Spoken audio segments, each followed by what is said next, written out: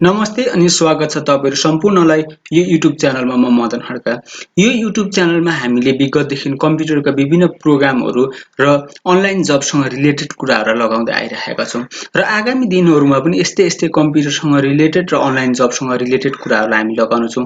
अनलाइनमा जस्तै हामीले घरमै बसेर एन्ड्रोइड मोबाइल अथवा एउटा कुनै ल्यापटपबाट कसरी पैसाहरू कमाउने अनलाइन जबहरू कसरी गर्ने भन्ने विषयवस्तुसँग सम्बन्धित कुराहरू हुन्छ र यस्ता अनलाइन साइटहरू हामीसँग अझै पनि धेरै छन् र तिनीहरूको पनि भिडियो बनाएर लिएर आउँछु र कम्प्युटरका पनि विभिन्न किसिमका चाहिँ यो विभिन्न प्याकेजहरूको हामी भिडियोहरू बनाएर लिएर आउनेछौँ। यी भिडियोहरू हेर्नको लागि प्लिज यो च्यानललाई लाइक, शेयर र सब्स्क्राइब गरिदिनु होला।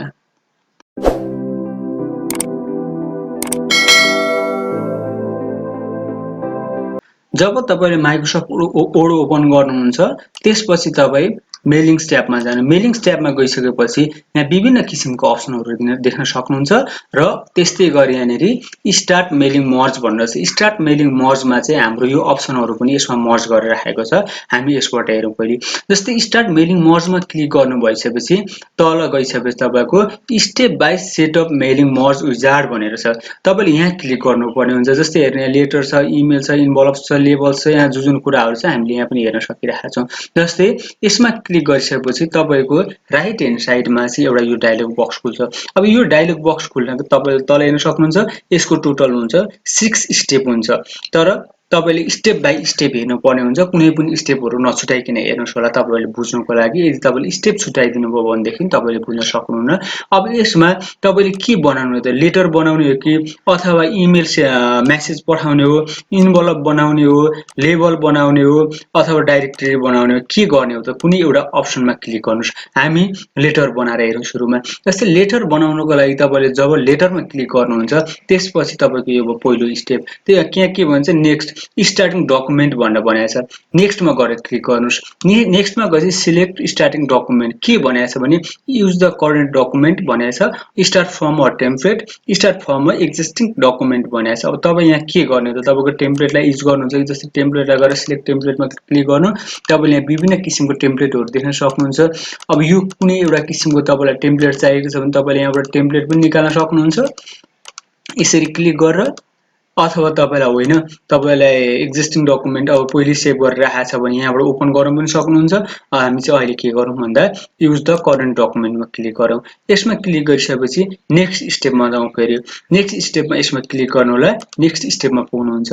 नेक्स्ट स्टेपमा पुगिसकेपछि यहाँनेरि के भन्छ त? युज अ एक्सटेन्सिङ लिस्ट भनेर भनेको छ। सिलेक्ट फ्रम आउटलुक कन्ट्याक्ट्स भन्छ, टाइप अ न्यू लिस्ट भनेको छ। हामीसँग कुनै लिस्ट बनाएर राखेका छैनौँ अहिले। हामी यसमा नहेरौँ। अब आउटलुक कन्ट्याक्ट्स हामीले आउटलुक चलाएको छैन, त्यही भएर आउटलुक छैन। यदि तपाईसँग आउटलुक छ भनेदेखि के गर्न सक्नुहुन्छ त भन्दा आउटलुकमा क्लिक गर्न सक्नुहुन्छ। अहिले हामी चाहिँ टाइप अ न्यू लिस्टमा गएर नयाँ लिस्ट तयार गरौँ। जस्तै यसमा क्लिक गर्नु, त्यसपछि क्रिएटमा गएर क्लिक गर्नु। क्रिएटमा क्लिक गरिसकेपछि तपाईले यहाँ पहिले यसको जुन डिफल्ट छ यसमा चाहिँ विभिन्न किसिमको एड्रेसहरु यहाँ दिइरहेको छ। तपाईले यहाँ यसरी हेर्न सक्नुहुन्छ। अब तपाई यसैमा तपाईलाई सेट गर्न चाहनुहुन्छ भने यसैमा टाइप गर्न सक्नुहुन्छ अथवा आफ्नो किसिमको चाहिँ लिस्ट बनाउन चाहनुहुन्छ भनेदेखि कस्टम लिस्टमा गएर क्लिक गर्नु। त्यसपछि यो सम्पूर्णलाई एउटा एउटा गरेर डिलिट गर्दिनु। Delete, yes, delete, delete, delete,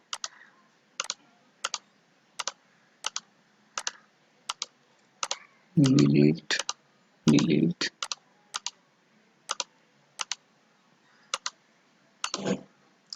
delete गरिसकेपछि अब तपाईले एडमा गएर क्लिक गर्नुपर्छ। एडमा तपाई के राख्नुहुन्छ त? जस्तै नेम ओके गर्नुस्। अब अर्को के राख्नुहुन्छ त? Address okay. त्यसपछि अर्को के राख्नुहुन्छ त? अब जस्तै मोबाइल नम्बर यसरी राखेर ओके गरिदिनुस्। अब त्यसपछि अझै तपाईले के राख्न चाहनुहुन्छ भने एडमा क्लिक गर्नु। यदि सकिएको छ भयो भने ओकेमा क्लिक गर्नु। हामीले बनाएको लिस्ट आयो हेर्नु। नेम, एड्रेस र मोबाइल नम्बर राख्दियौ। अब नेममा राख्दियौ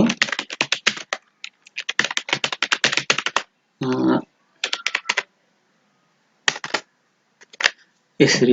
जस्तै एउटा भयो। त्यसपछि अर्को बनाउनको लागि न्यू इन्ट्रीमा क्लिक गर्नु। न्यू इन्ट्रीमा क्लिक गरिसकेपछि तपाईले यहाँ राख्न सक्नुहुन्छ फेरि।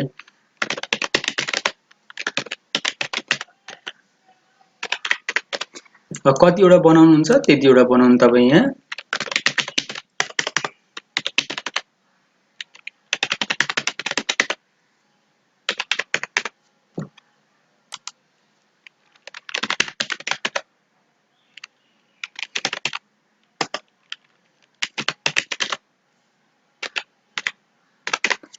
जस्तै यसरी तपाईले मोबाइल नम्बरहरू सबै लेखेर तयार बनाउनु भयो।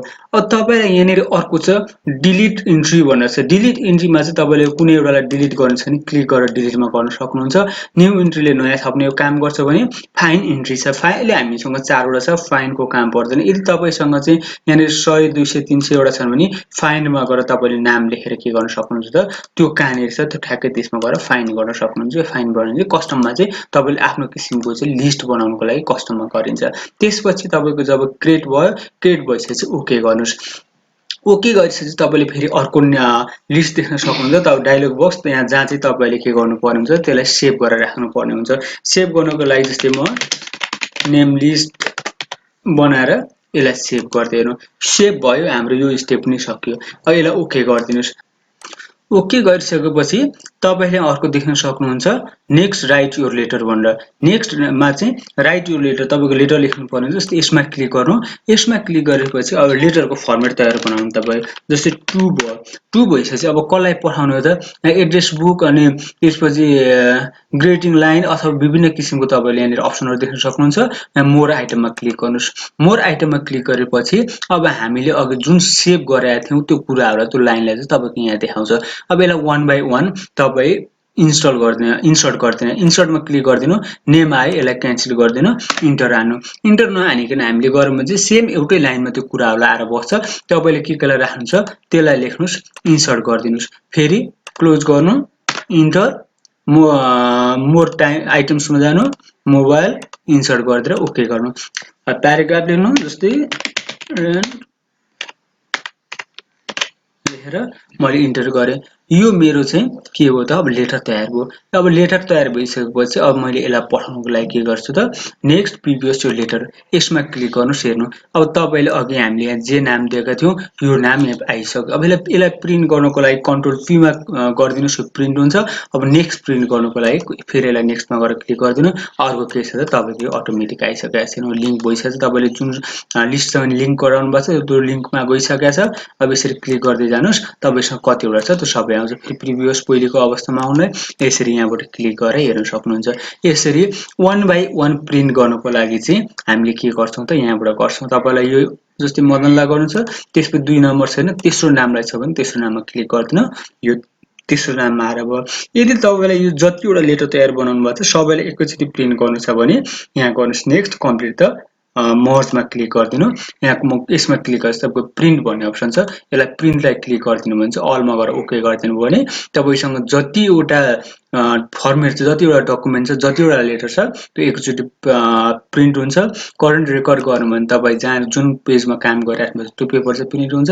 र फ्रम गर्नु भने चाहिँ जस्तै मलाई चाडोमा चाहिँ 2 देखि 4 लाई चाहिएको छ, मलाई 1 लाई चाहिएको छैन अथवा 3 र 4 दुईटा मात्र चाहिएको छ भने 3 र 4 यसरी गरेर ओके गरिदिनु। त्यति मात्र प्रिन्ट हुन्छ। अल गरेर ओके गरिदिनु भने चाहिँ के हुन्छ त भन्दा तपाईसँग जतिवटा पनि लेख्नु भएको छ, जतिवटा डकुमेन्ट बनाउनु भएको छ त्यो सबै प्रिन्ट भएर आउँछ। यो थियो माइक्रोसफ्ट वर्ड अन्तर्गतको मेल मर्जको काम। मेल मर्जमा चाहिँ तपाईले यसलाई हेरिसक्नुभएछ। स्टार्ट मेल मर्जमा हेरिसकेपछि यी सबै कुराहरुलाई जति पनि अप्सन छ यही कुराभित्र आउँछ। तपाईले यसबाट गर्दा हुन्छ। आज माइक्रोसफ्ट वर्ड अन्तर्गतको मेलिङ्स ट्याबलाई हेर्यौं र आगामी भिडियोहरु पनि हामी विभिन्न अरु प्रोग्रामहरुलाई एक्सेल, पावर पोइन्ट, डिजाइनिङ प्याकेजहरुदेखि लिएर मोबाइल अनलाइन जब्स लिएर आउनेछौं। हेर्दै गरिदिनुस् होला युट्युब च्यानल। लाइक, शेयर र सब्स्क्राइब गरिदिनु होला र अन्तिमसम्म हेरिदिनु भएकोमा तपाईहरुलाई धेरै धेरै धन्यवाद। नमस्ते।